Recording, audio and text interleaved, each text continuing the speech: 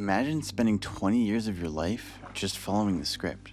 You do the extra hours, you get the dream job, and then one random morning, you get an email from a random address. You're laid off. No notice, no loyalty, just a subject line that decided you were no longer worth the overhead. I see that as the ultimate proof that the system you were taught to trust is a lie. The safe path isn't actually safe, it's just a path where you have 100% certainty of failure if your goal was ever to fund a life you actually love. I want to talk to you about the risk that nobody ever mentions, the real risk of doing absolutely nothing. Because while you're waiting for the right time, the world is busy farming you. I've taken the safe option before. I've done the jobs where I was trading my energy just for a check. And every single time, the cost wasn't just my time. It was my personality. It was my creativity too. Honestly, none of these positions ever really challenged me. They didn't want my potential, they just wanted my output. And that's how the system has worked for a very long time for a lot of people. The world just benefits from us all staying still because when we stay still, we become a product. We become someone they can monetize. I know people in my hometown who have never left the state. They work the same couple jobs at the same couple companies.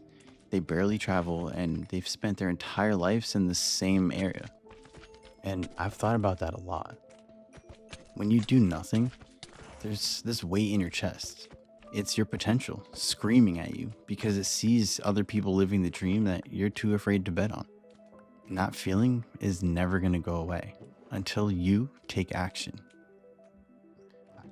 I've grown accounts for other businesses from 0 to 2 million views in a single year. I've made other people hundreds of thousands of dollars using my creativity as their engine. And for a long time, I was sacrificing my own certainty for theirs. If it was easy, everyone would do it.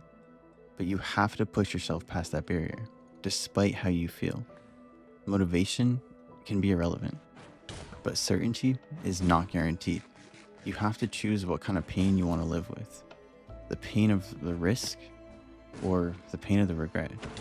One of them leads to an exit, and the other just leads to more mornings in the same city. So imagine yourself 10 years from now. You didn't take the bet. You stayed in the hometown. You kept the job that just takes the energy out of you. What does that version of you look like in the mirror? How much of your personality is left? Doing nothing is definitely a choice. And it can be one of the most expensive choices you'll ever make. Start taking action and stop being the product. Choose your risk.